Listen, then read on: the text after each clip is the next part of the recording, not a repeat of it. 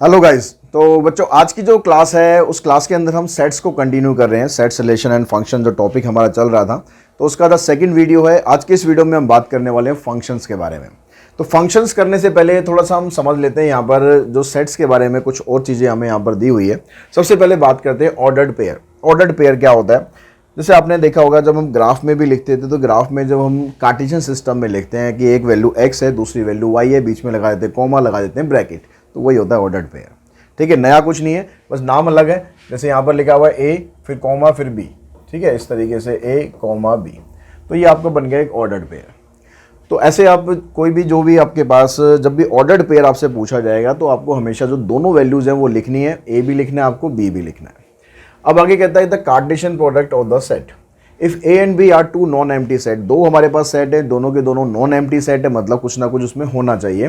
Then the set of all ordered pair a b such that a belongs to a and b belongs to capital B is called the Cartesian product of a and b। जैसे हमारे पास कोई दो set है, एक set हो गया a, एक set हो गया b। फॉर एग्जाम्पल एक सेट हमने ले रखा है यहाँ पर, तो a क्रॉस b आपके पास ये आ गया, a belongs to a and b belongs to b। तो यहाँ पर ये कैसे हमने बनाया हुआ है कि मान लो आपके पास एक सेट है, मान लो ये सेट आ गया हमारे पास a b c, और एक सेट आ गया हमारे पास 1 2। तो इसमें जितने भी ऑर्डर्ड पेयर पॉसिबल हैं वो सारे आपको बनाने हैं। कैसे कैसे बनाएंगे? जो पहले वाला एलिमेंट है वो पहले सेट को बिलोंग करेगा। अगर हम लिखते हैं a क्रॉस b, तो a क्रॉस b का मतलब क्या हुआ कि आपको पहला एलिमेंट किस में से लिखना है? आपको सेट a में से लिखना है। तो सेट a में a है और यहाँ पर 1 है, तो ये आ गया a1। दूसरा ऑर्डर्ड पेयर बनेगा a2, फिर ऑर्डर्ड पेयर बनेगा b1, उसके बाद ऑर्डर्ड पेयर बनेगा b2, फिर ऑर्डर्ड पेयर बनेगा c1, फिर ऑर्डर्ड पेयर बनेगा c2। ठीक है, तो इस तरह जितने भी ऑर्डर्ड पेयर हैं वो सारे आप बना सकते हैं। पहला एलिमेंट सेट A में से लेंगे, दूसरा एलिमेंट सेट B में से लेंगे। ठीक है, ये इसके हम लगा देंगे ब्रेसेस, तो ये बन गया ऑर्डर्ड पेयर। अगर यहाँ पर B क्रॉस A आपसे पूछ लिया जाए, तो B क्रॉस A का मतलब होगा कि पहले आपको एलिमेंट लिखना है B का, बाद में लिखना है A का। तो एलिमेंट B का हम लिखेंगे तो इसमें है पहले 1, तो 1 का ऑर्डर्ड पेयर बनेगा A के साथ, 1 का ऑर्डर्ड पेयर B के साथ, और फिर 1 का ऑर्डर्ड पेयर C के साथ, फिर 2 का बनाएंगे ऐसे 1 के साथ, सॉरी A के साथ, फिर 2 का B के साथ, और फिर 2 का C के साथ। तो जब भी हम ऑर्डर्ड पेयर बनाते हैं तो हमेशा ध्यान रखेंगे जो A क्रॉस B या B क्रॉस A है, इसके अंदर नंबर ऑफ एलिमेंट तो सेम आएंगे, यानी n of A cross B is equals to n of B cross A। लेकिन इन दोनों के जो एलिमेंट्स हैं वो सेम नहीं आएंगे, ऐसा कोई ज़रूरी नहीं है। अगर दोनों ही सेट सेम है तो आ सकते हैं, सेट A और सेट B दोनों अगर एक जैसे हैं तो बराबर आएंगे, एंड A क्रॉस B और B क्रॉस A दोनों की वैल्यू बराबर आएगी। लेकिन अगर सेट डिफरेंट है तो ये सारे एलिमेंट्स भी हमारे डिफरेंट आएंगे। तो इसके बाद हम देखते हैं रिलेशन एंड फंक्शंस को। रिलेशन एंड फंक्शन में क्या कहता है? देखो यहाँ पर आपको बता रहा है कि any subset of the product set x and y, जो सेट x और y का हमने प्रोडक्ट निकाला, मतलब कार्टेशियन प्रोडक्ट निकाला, उसका कोई भी सबसेट, ठीक है, यानी जितने भी सबसेट बनेंगे उसमें से कोई भी सबसेट है उसको हम डिफाइन करेंगे एज ए रिलेशन। यानी जो भी हमने यहाँ पर कार्टेशियन प्रोडक्ट के अंदर हमने जितने भी ऑर्डर्ड पेयर बनाए थे, उन ऑर्डर्ड पेयर में से अगर हम कोई सबसेट लेते हैं तो उसको हम बोल सकते हैं रिलेशन। यानी क्लियरली कट हमारे पास एक की प्रॉपर्टी ये आ गई कि relation is a subset of Cartesian product. ठीक है, तो वो रिलेशन बन गया। अब उस रिलेशन के अंदर अगर ऐसा हो कि any relation from x to y in which no two different ordered pair have the same first element, मतलब जो फर्स्ट एलिमेंट आ रहा, जितने भी ऑर्डर्ड पेयर हमने बनाए थे उनमें से जो फर्स्ट एलिमेंट है अगर वो सेम नहीं आता है तो हम उसको बोलेंगे कि ये फंक्शन है। ठीक है, आगे थोड़ा सा और इसको हम डिफाइन करते हैं, फिर मैं आपको मैपिंग से बताऊंगा कि कैसे पता लगाएंगे कि फंक्शन है या नहीं है। Let a and b be two non-empty set, then a rule like correspondence f which associate to each element x of a unique element denoted by fx of b। तो ये क्या कह रहा है? मान लो मैपिंग से समझो, बड़े आराम से समझ में आएगा। आपके पास ये दो सेट है, दोनों नॉन एम्प्टी सेट है। ये हमारे पास आ गया 1 2 3, यहाँ पर आपके पास 1 2, यहाँ ले लेते हैं 4 5 6। अब ये कह रहा है कि भाई इसके ये जो एलिमेंट है ना, मान लो इसकी रेंज ये आ गई। आपने x की वैल्यू ये डाली तो इसकी ये आंसर आ गया, तो ये इसकी रेंज आ गई। इसको जो आंसर आएगा उसको रेंज बोलते हैं, जो यहाँ पर हम x की वैल्यू डालते हैं इसको डोमेन बोलते हैं। तो यहाँ इसकी रेंज मान लो ये आ गई, इसकी रेंज ये आ गई। तो यहाँ पर ये जो एलिमेंट है ना, इनको हम बोलेंगे डोमेन। तो अगर हम फंक्शन की डेफिनेशन की बात करें तो फंक्शन क्या होता है कि फंक्शन तब होगा जब every domain has a unique image in second set या सेट बी, यानी जितने भी डोमेन हैं अगर उनकी इमेज एक दूसरे वाले सेट में बनती है और यूनिक इमेज बनती है तो वो फंक्शन होता है। तो यहाँ पर देखो, अगर मैं इसको ऐसे कर दूँ, मान लो यहाँ पर एक एलिमेंट है हमारे पास 1 2 और यहाँ पर एलिमेंट है 2 3 4, तो मैं कह दूं कि 1 की इमेज 2 भी है और 1 की इमेज 3 भी है। तो यहाँ पर क्या हो रहा है कि जो ऑर्डर्ड पेयर जब हम इसका बनाएंगे, जो ये बात यहाँ पर कह रहा था, अगर हम ऑर्डर्ड पेयर इसका बनाएंगे तो क्या बनेगा, 1 के साथ 2 भी आ रही है इमेज और 1 के साथ 3 भी आ रही है। तो जो पहला एलिमेंट है, पहला एलिमेंट इसमें भी 1 आ रहा है, पहला एलिमेंट इसमें भी 1 आ रहा है, तो ये कह रहा है कि जो पहला एलिमेंट है ना वो नहीं होना चाहिए same. No two different ordered pair have the same first element. दो अलग अलग अगर हमारे पास ऑर्डर्ड पेयर हैं तो उनका जो पहला एलिमेंट है वो सेम नहीं होना चाहिए, तो वो फंक्शन बनेगा। तो यानी ये वाला हमारा केस फंक्शन का नहीं है। हाँ, ऐसे हो सकता है, ऐसे हो सकता है कि हमारे पास जो मैपिंग है, अगर मैं यहाँ पर कर दूँ 1 2 और यहाँ पर कर दूँ मैं 3, तो 1 की इमेज भी 3 बन जाए, 2 की इमेज भी 3 बन जाए, ये पॉसिबल है, ये फंक्शन है, ये भी फंक्शन है, ये फंक्शन नहीं है। बस ये ध्यान रखना है कि जो हमारे पास जो डोमेन बनेगा, जो डोमेन का मतलब जो पहले वाला सेट बनेगा, जो पहला एलिमेंट बनेगा वो रिपीट नहीं होना चाहिए। अगर फंक्शन है तो वो रिपीट नहीं होना चाहिए। ठीक, अब इसमें यहाँ पर जो कह रहा है element f x of b is called the image, यानी यहाँ पर जो भी हम बनाएंगे, यानी जो बाद में हम लिखेंगे उसको बोलेंगे image, while x is called the pre image. ये जो प्री इमेज होती है इसको हम डोमेन भी बोल सकते हैं। ठीक है, अगर फंक्शन को हम इस तरह से डिफाइन कर रहे हैं, function A to B, then A is called the domain of f while B is called the codomain of F.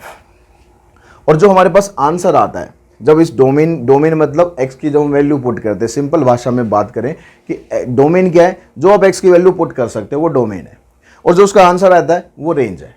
ठीक है, आंसर किस में से आता है, मान लो ये पूरा सेट है, इसके अंदर मान लो कुछ और एलिमेंट भी आ जाए, 8 9 भी डाल दूं मैं, तो ये पूरा सेट को डोमेन है।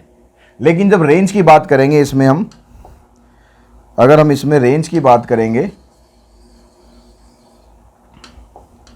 देखिए डोमेन इसमें क्या बनेगा, डोमेन बनेगा 1 2 3। यहां पर कोई एलिमेंट खाली बचना ही नहीं चाहिए। अगर कोई खाली बच गया, मान लो यहां पर एक एलिमेंट और लिख दूं मैं 4, तो वो फंक्शन ही नहीं बनेगा। Every domain has a unique image, हर एक डोमेन की इमेज होनी चाहिए, कोई खाली नहीं होना चाहिए।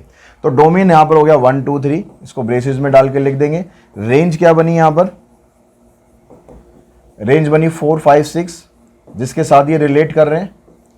और को डोमेन जो बाद वाला सेट होता है, यानी ये वाला जो सेट है, ये सारा का सारा को डोमेन है, चाहे वो किसी के साथ रिलेट करे या ना करे, सारा का सारा को डोमेन होता है। तो ये तीन चीज़ें ज़्यादातर पूछते हैं, डोमेन क्या है, रेंज क्या है, को डोमेन क्या है। ठीक है, ये क्लियरली मेरे ख्याल समझ में आ गए होंगे कि तीनों चीज़ क्या होती हैं। उसके बाद अगर फंक्शन की टाइप की हम बात करें कि किस किस टाइप के फंक्शन होते हैं, तो सबसे पहले अगर हम फंक्शन चलें, सबसे पहला फंक्शन हमारे पास 1 1 फंक्शन। ठीक है, ये हमारे पास एक फंक्शन है 1 1। अब 1 1 में क्या होता है, जैसे कि इसका नाम है कि भाई 1 1, एक डोमेन की एक ही इमेज होनी चाहिए। ठीक है, यहाँ पर जैसे हम रिपीट कर रहे थे, इसकी फिगर ये नहीं हो सकती क्योंकि यहाँ पर 1 की इमेज 3 भी बन रही है और 2 की इमेज 3 बन रही है, तो ये 1 1 नहीं है। 1 1 वाला केस आई थिंक पीछे रह गया। जो ये वाली फिगर थी हमारी, हाँ ये फिगर 1 1 है, थोड़ा सा फिगर ऊपर नीचे हो गई है। यहाँ पर देखो ये फिगर 1 1 है, 3 की इमेज 6 है, 2 की इमेज 4 है, 1 की इमेज 2 है। सबकी अलग अलग दुनिया है, सबकी अलग अलग इमेज है, कोई किसी के साथ मिक्स नहीं हो रहा है, तो ये 1 1 है। ठीक है, जब सबकी अपनी एक अलग अलग पहचान हो, अलग अलग इमेज हो, तो वो क्या होगा, 1 1।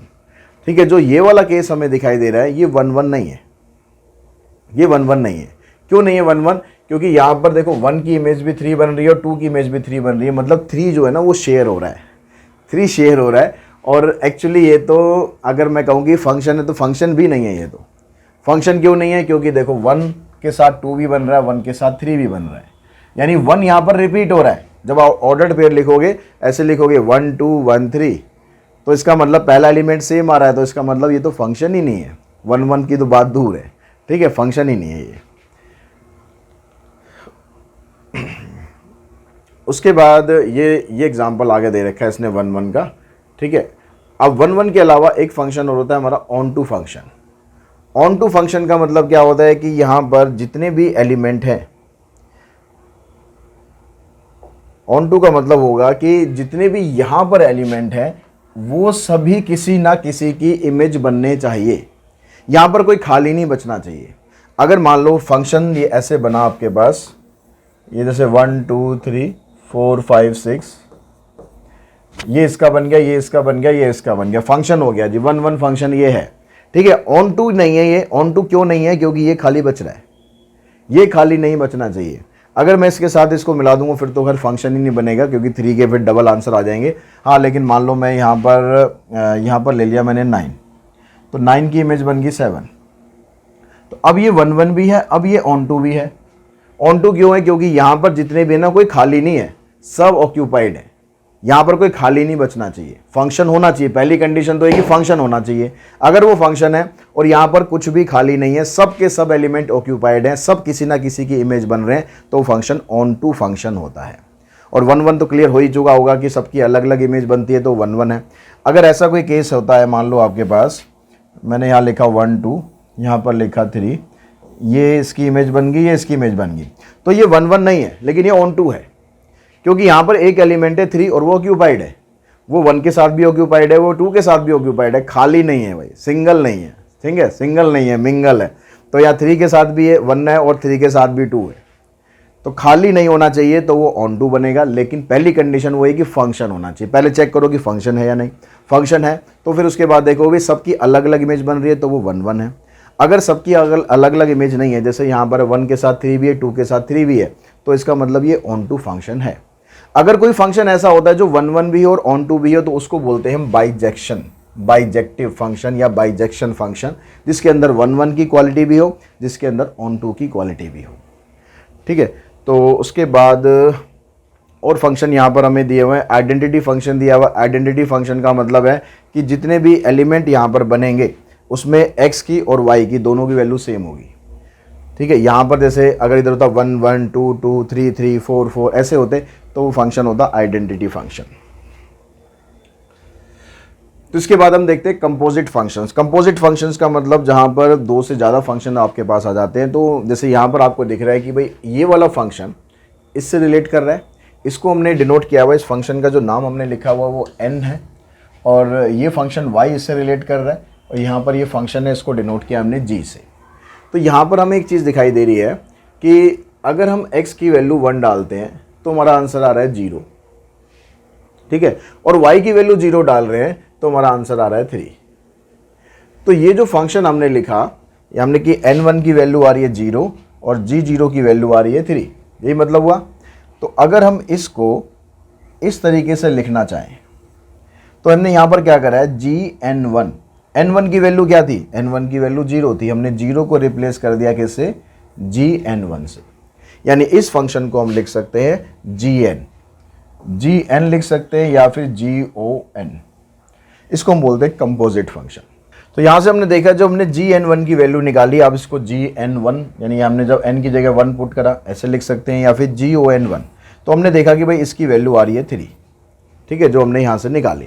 लेकिन अगर हम ये चेक करें कि हम g1 की वैल्यू जब निकालते हैं तो हमारे पास वैल्यू आ रही है 4, तो g1 की जो वैल्यू निकालते हैं तो हमारे पास वैल्यू आ रही है 4, और जब हम n4 की वैल्यू निकालेंगे तो n4 की वैल्यू आएगी आपके पास 2, n4 की वैल्यू आ रही है 2। तो यहाँ से वैल्यू 3 आ रही थी, यहाँ से वैल्यू 2 आ रही थी, तो यहाँ से क्लियर कट है ये फंक्शन हुआ हमारा ng, या आप इसको लिख सकते हो nog। तो यहाँ से क्लियर कट ये हुआ कि ये फंक्शन या फिर ये फंक्शन दोनों आपस में नॉट इक्वल्स टू होंगे, यानी दोनों की वैल्यू ऐसा नहीं है कि सेम आएगी। ng फंक्शन या gn फंक्शन आप करोगे, कंपोजिट फंक्शन लिखोगे तो उनकी वैल्यू अलग अलग आ सकती है, ठीक है। उसके बाद चलते हैं इनवर्स फंक्शन पर कि इनवर्स फंक्शन क्या होता है। अगर आपके पास कोई फंक्शन है जो 1 1 भी हो और ऑन टू भी हो, ठीक है, लेट ए फंक्शन भी 1 1 एंड ऑन टू, तो उस फंक्शन का आप इनवर्स निकाल सकते हो। इनवर्स हम कैसे निकालेंगे, मान लो फंक्शन आपके पास ये है f(x = y), तो अगर आप इसका इन्वर्स निकालना चाहते हैं तो इन्वर्स निकालने का मतलब है कि मैं f को उधर शिफ्ट कर दूं, तो इधर क्या बचेगा, x equals to f inverse y। तो यानी जो x की वैल्यू आएगी वो इनवर्स फंक्शन बन जाएगा आपका। यहां पर प्रूफ पे नहीं हम जा रहे हैं, सीधा मैं आपको बता रहा हूं इनवर्स फंक्शन आपको कैसे निकालना है। अगर आपको fx दे रखा है y, तो सिंपली आपको क्या करना है, x की वैल्यू निकालनी है। जो भी x की वैल्यू निकलेगी वो बनेगा आपका f ऑफ इनवर्स। अब f ऑफ इनवर्स यहाँ पर हमने y लिखा है, तो हमारा answer in term of y आएगा। अगर मेरे को f इनवर्स x चाहिए तो यहाँ पर y की जगह मैं x पुट कर दूंगा, बस इतना ही फर्क आएगा और कुछ फर्क नहीं आएगा। ठीक है, तो ये सारा कंसेप्ट था इसका। अब इसके आगे हम जो एक्सरसाइज है उसके क्वेश्चन लेते हैं। देखिए, सबसे जो पहला क्वेश्चन आपको दिया हुआ है, इसमें पहले क्वेश्चन में कहता है कि आपके पास सेट ए दिया हुआ है x y z, बी दिया p q r s, कह रहा which of the following relation on set A to B are function. कौन सा इनमें से फंक्शन है। तो फंक्शन है या नहीं ये पता लगाने के लिए आपको क्या करना है, डोमेन को देखना ध्यान से, डोमेन रिपीट नहीं होना चाहिए बस। तो यहाँ पर देखो, यहाँ पर x है, यहाँ भी x आ गया, डोमेन रिपीट हो गया, ख़त्म करो, फंक्शन नहीं है। यहाँ देखो y आ गया, ये भी y आ गया, फंक्शन नहीं है। यहाँ पर देखो इधर x है, इधर y है, इधर z है, बाद वाला रिपीट हो जाए कोई प्रॉब्लम नहीं है, हमें बाद वाले से कोई प्रॉब्लम नहीं है, तो ये फंक्शन है। इसको भी चेक कर लेते हैं, x है, y है, z है, ये भी फंक्शन है। तो आंसर बी भी हो सकता है, आंसर डी भी, दोनों आंसर हो सकते हैं। ठीक है, दोनों ऑप्शन में टिक कर देना अगर दोनों ऑप्शन होंगे, नहीं तो एग्जाम में आएगा तो एक मिलेगा या फिर हमें कोई ऑप्शन ऐसा मिलेगा बोथ बी एंड डी, इस तरीके से। अब यहाँ पर कह रहा है कि एक्स वाई एक ऑर्डर्ड पेयर है, x plus y equals to 5 है, तो पूछ रहा है कि एक्स और वाई यहाँ पर बिलोंग्स टू आर है, मतलब रियल नंबर है, तो इनमें से क्या है। तो अगर मैं यहाँ से, हमारे पास रिलेशन है x plus y equals to 5, तो इस y को मैं उधर ले जाऊं अगर, या x को उधर ले जाऊं, तो y की वैल्यू में कोई भी रियल नंबर डालूंगा तो x की एक डिफरेंट वैल्यू मुझे मिलेगी। ऐसा तो नहीं होगा ना कि y की वैल्यू मैं अलग अलग करके डालूं लेकिन x की वैल्यू सेम आ जाए, ऐसा तो नहीं होगा ना। तो इसका मतलब क्या हुआ, ये फंक्शन बनेगा 1 1, क्योंकि सबकी अलग अलग वैल्यू आएगी, कोई रिपीट वैल्यू नहीं होगी। थर्ड क्वेश्चन देखो, थर्ड में क्या कहता है, थर्ड में क्या कह रहा है कि भाई x इक्वल्स टू 4, x की वैल्यू 4 है, y नहीं दिया हुआ यहाँ पर भाई, y नहीं दिया हुआ, तो x की वैल्यू कह रहा 4 है, x की जगह 4 डाल दो। अब y की वैल्यू कुछ भी हो, y की वैल्यू 1 2 3 4 कुछ फर्क नहीं पड़ना जी, x की वैल्यू 4 ही रहेगी। तो 4 इसके साथ भी रिलेट कर रहा है, 4 इसके साथ भी कर रहा है, 4 इसके साथ भी कर रहा है, 4 इसके साथ भी कर रहा है, सबके साथ कर रहा है रिलेट। तो क्या ये फंक्शन होगा, फंक्शन तो होगा ना भाई। ये तो सिंगल ही रहेगा ना, ये थोड़ा ना रिपीट हो रहा है, रिपीट तो हमारे पास लेकिन 4 के साथ 1 हो रहा है, 4 के साथ 2 हो रहा है, नहीं फंक्शन नहीं होगा भाई, फंक्शन नहीं होगा, क्योंकि 4 के साथ 1 आ रहा है, 4 के साथ 2 हो रहा है, मतलब ये रिपीट हो रहा है, तो डोमेन रिपीट होना नहीं चाहिए, इसका मतलब ये फंक्शन नहीं है। ठीक है, उसके बाद फोर्थ क्वेश्चन पे चलते हैं। फोर्थ में कह रहा है y equals to x square, तो ये फंक्शन है या नहीं है, ये देखो y equals to x square है, मतलब अगर हम x की वैल्यू डालते हैं, कुछ x की वैल्यू मान लो मैंने 2 डाली तो आंसर आएगा 4, x की वैल्यू में -2 डालूंगा तो आंसर आएगा 4, मतलब 2 की वैल्यू भी 4 आ रही है और -2 की वैल्यू भी 4 आ रही है, रिपीट करने की ज़रूरत है नहीं। तो लेकिन डोमेन तो रिपीट नहीं हो रहा ना, रिपीट तो रेंज हो रही है, तो रेंज तो रिपीट हो सकती है, तो रेंज रिपीट हो सकती है, मतलब ये फंक्शन है। उसके बाद क्वेश्चन नंबर 5, इसमें कहता है कि भाई x less than y, x y से छोटा है। अब x y से छोटा है तो ऐसे तो बहुत सारे नंबर हो सकते हैं जिनसे x छोटा है, तो अगर मैं ऐसे लिखूं भाई 5 6 तो भी पॉसिबल है, मैं लिखूं 5 7 तो भी पॉसिबल है, तो डोमेन तुम्हारा रिपीट हो गया, डोमेन रिपीट हो गया, इसका मतलब ये फंक्शन नहीं है। The domain of this and this, domain मतलब जो फर्स्ट एलिमेंट है वो डोमेन है, तो डोमेन क्या है यहाँ पर 1 और 2, 1 और 2 ये दोनों डोमेन है। Question number 7, the range, range बतानी है, रेंज होता है जो बाद वाला एलिमेंट है, बाद वाला एलिमेंट क्या है 0 0 0 0, सारे 0 है, तो एक ही बार लिखेंगे, रिपीट नहीं करना, ये नहीं करना, एक ही बार लिखेंगे तो बस आंसर आ जाएगा 0। The domain and range of this and this, domain और रेंज बतानी है, डोमेन मतलब जो x की वैल्यू आप रखोगे इसमें, रेंज मतलब जो आंसर निकल कर आएगा। तो यहाँ पर देखो x की जगह तो आप कुछ भी वैल्यू रख सकते हो, x y इसने क्या बोला है रियल नंबर है, तो आप कोई भी रियल नंबर रख सकते हो, तो डोमेन तो बन गई रियल नंबर। अब domain real real real real सभी में दे रखी है, रेंज क्या होगी, रेंज आएगी यहाँ पर एक्स स्क्वायर लिखा हुआ है, तो अगर मैं x की जगह 2 डालता हूँ तो भी 4 आएगा, -2 डालूंगा तो भी तो 4 ही आएगा। यानी आंसर या तो 0 आएगा या फिर पॉजिटिव आएगा। तो इसका मतलब क्या हुआ, हमारा रेंज बनेगा नॉन नेगेटिव रियल, मतलब माइनस वालों को छोड़ देंगे बाकी सब। तो ये हमारा आंसर आया इसका बी। क्वेश्चन नंबर 9 में आपसे पूछता है let the domain of x be the set 1। जो डोमेन है वो सिर्फ 1 है, ठीक है, डोमेन मतलब एक्स की वैल्यू 1 है। Which of the following function give value equals to 1। इसमें से कौन सा ऐसा फंक्शन है जिसकी वैल्यू 1 ही आएगी। तो अगर मैं डोमेन क्या है एक्स की जगह 1 डालूं, एक्स की जगह 1 यहाँ पर डालूंगा तो 1 आएगा, यहाँ पर डालूंगा तो भी 1 आएगा, मतलब इन दोनों से सेम वैल्यू आ रही है। क्या यहाँ से भी आ रही है, यहाँ से तो 1 आ जाएगी, यहाँ से 0 आएगी, तो ये ऑप्शन नहीं बनेगा। यहाँ से देखो 1 + 1 + 2 4 आ गया, यहाँ पर आ गया, लेकिन हमें तो 1 चाहिए ना, वैल्यू इक्वल्स टू 1, तो ये भी हमारा ऑप्शन नहीं है, बस यही हमारा आंसर है। क्वेश्चन नंबर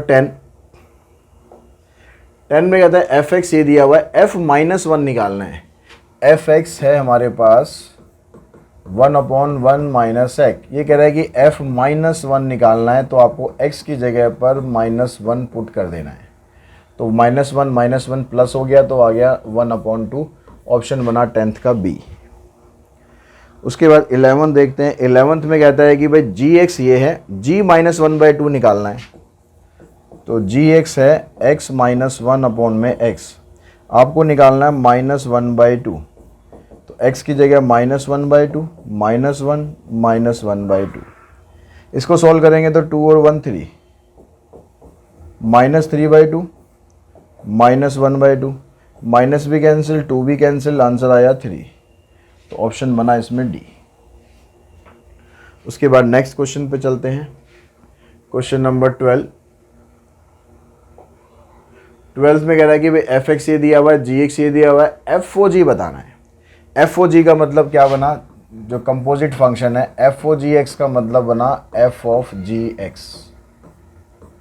तो आपको क्या करना है, पहले यहां पर gx पुट करना है। gx क्या है हमारा, ये gx है, f(x - 1/x). अब जो f(x) है, f(x) ये है, लेकिन इसमें x को रिप्लेस करना है, किससे, इससे रिप्लेस करना है। तो जो हमारे पास f(x) दिया हुआ था, हमें f(x) दिया हुआ है इसने 1/1 - x। तो जब हम x की जगह ये रिप्लेस करेंगे, यानी जहाँ जहाँ x आएगा वहाँ पर आपको ये लिखना है। तो f(x - 1/x) किसके बराबर आया, 1/1 - x की जगह कर देते हैं हम x - 1/x। ठीक है, जहाँ x है बस उसकी जगह आपको ये वैल्यू रखनी है। अब इसको सिंप्लीफाई कर दो एलसीएम लेके। एलसीएम आएगा x, इधर x आ गया, ब्रैकेट खोलेंगे तो -x + 1, इससे ये कैंसिल, ये x आ गया ऊपर।